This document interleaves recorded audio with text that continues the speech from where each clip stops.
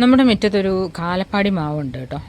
അത് ഒരു തൈ മേടിച്ച് യൂണിവേഴ്സിറ്റിയിൽ നിന്ന് ഒരു തൈ മേടിച്ച് കൊണ്ടുവന്ന് നട്ട് വെച്ചതാണ്. അമ്മച്ചിയും ഞാനും കൂടെ നട്ടതാണ്. പക്ഷേ അത് നട്ടപ്പോൾ തൊട്ട് അതിൻ്റെ തൊട്ട് ഒരു സൈഡിൽ ഒരു മാവും ഒരു കുളമ്പ് മാവും ഒരു സൈഡിൽ വേറൊരു പ്ലാവും വളർന്നു വന്നിട്ട് ഇതിനെ ഇല വീശി വളർന്നു വരാൻ സമ്മതിക്കത്തേയില്ല.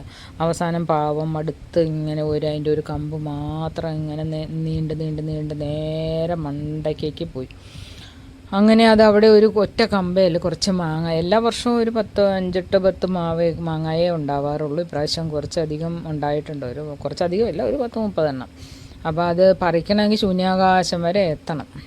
അപ്പോൾ അതിൻ്റെ മണ്ടയിൽ കൂടെ വലിഞ്ഞ് കയറി ഞങ്ങൾ മുകളിൽ എത്തി. അപ്പോൾ അത് ഇപ്പം പോയി സോളാർ പാനലിൻ്റെ മണ്ടയിൽ എത്താറായി. അപ്പോൾ മുതലാളി പറഞ്ഞ് ഇങ്ങനെ പോയി കഴിഞ്ഞാൽ ഞാൻ ഇതിനെ വെട്ടിക്കളയുമെന്ന്.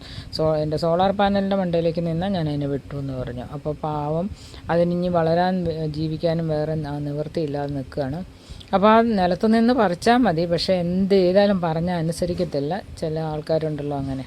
അതിൻ്റെ മണ്ട വലിഞ്ഞ് കയറി നിന്ന് പറിച്ചാലേ പറ്റുള്ളൂ. ഒരു വലത്തോട്ടിയൊക്കെ ഉണ്ട് കയ്യിൽ, പക്ഷേ എന്ത് പറയാം, കൈകൊണ്ട് പറിച്ചെടുക്കുന്നതാണ് ഒരു സുഖം എന്ന് പറഞ്ഞിട്ട് അതിൻ്റെ വക്കത്ത് വലിഞ്ഞ് കയറി. ഞാൻ കുറേ ചീത്തയൊക്കെ പറഞ്ഞപ്പോൾ അവിടെ നിന്ന് താഴെ ഇറങ്ങി വലത്തോട്ടിയൊക്കെ വെച്ച് പറിച്ചു തുടങ്ങി. അങ്ങനെ നമുക്ക് കുറച്ച് മാങ്ങ കിട്ടി കേട്ടോ. ഒരു 10-20 എണ്ണം കിട്ടിയിട്ടുണ്ടാവും. ഈ സാധനം കാലപ്പാടി എന്ന് പറഞ്ഞാൽ നല്ല മാങ്ങ കേട്ടോ, വീടുകളിലൊക്കെ വളർത്താൻ കൊള്ളുന്നത്. ഇപ്പോൾ എല്ലാ മാങ്ങയൊന്നും അങ്ങനെ നമുക്ക് ഇഷ്ടപ്പെടത്തില്ലല്ലോ.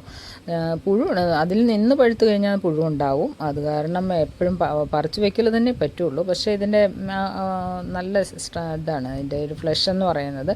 ഒരുപാട് ജ്യൂസി ആയിട്ട് അങ്ങനെ ലൂസായിട്ടുള്ള സാധനമല്ല, നല്ല കട്ടിയായിട്ടിരിക്കും. എത്ര പഴുത്താലും നല്ല കട്ടിയായിട്ടിരിക്കും. നല്ല ടേസ്റ്റുമാണ് അത് കഴിക്കാൻ. അപ്പം എല്ലാവരുടെയും മുറ്റത്ത് വളർത്താൻ കൊള്ളുന്ന ഒരു മാവാണ് കാലപ്പാടി. അപ്പം ഞങ്ങൾ അതിൻ്റെ മണ്ടയിൽ കയറി. ഏതായാലും വർഷത്തിലൊരിക്കലൊക്കെ അതിൻ്റെ ടെറസിൻ്റെ മണ്ടയിലേക്ക് കയറാറുള്ളൂ. അപ്പോൾ നോക്കിയപ്പോൾ സോളാർ പാനലിലൊക്കെ കുറേ പൊടിയൊക്കെ പിടിച്ചിരിപ്പുണ്ട്. പാനലൊക്കെ ക്ലീൻ ചെയ്തിട്ട് കുറച്ചായി. അങ്ങനെ പ്രകൃതി സൗന്ദര്യമൊക്കെ ആസ്വദിച്ച് അതിൻ്റെ മണ്ടയിൽ കയറുന്നു. അങ്ങനെ കിട്ടിയ മാങ്ങയൊക്കെ കൊണ്ട് താഴേക്ക് ഇറങ്ങിപ്പോകുന്നു. താഴേക്ക് ഇറങ്ങി പോരുക എന്ന് പറഞ്ഞാൽ ഗുഹയ്ക്കുള്ളിലേക്ക് ഇറങ്ങി പോകുന്ന പോലെയാണ് അതിൻ്റെ വഴിയൊക്കെ. അങ്ങനെ കഷ്ടപ്പെട്ട് ബുദ്ധിമുട്ടി അങ്ങനെ കാലപ്പാടി പറിച്ച്